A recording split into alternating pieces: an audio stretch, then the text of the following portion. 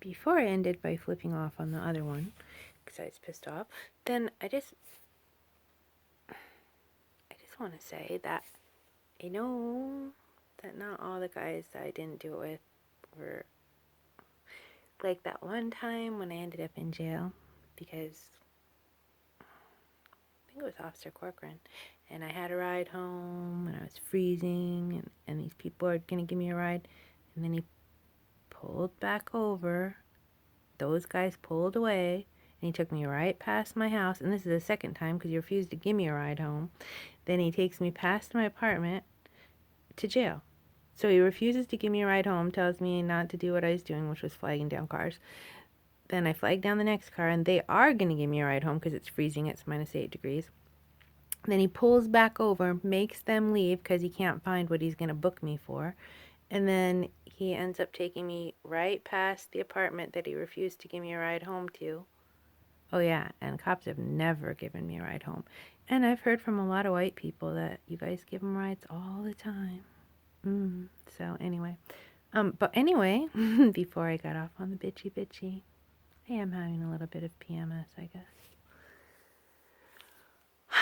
I wanted to say sorry. So on that night, when Officer Corcoran took me to jail instead of giving me a ride home, I actually was out there on the road because I was avoiding having sex because, I mean, and I guess, and the guy was a nice looking guy, and he had a nice friend, and you guys were nice people, and you didn't do bad things to me. You didn't do anything bad to me, and I was crazy. I was crazy. You drove me around, gave me a ride to pretty close to my house, and then I walked up the hill, and that was fine. Well, I walked out to the house. What was I doing out on the highway?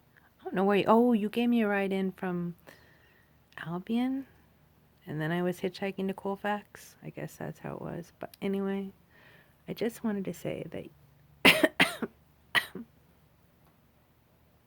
if I was a normal person, I'm sure we would have just like had sex, and I wouldn't have ended up in jail, and you wouldn't have given me a ride like that, and that is what happened. So I don't know.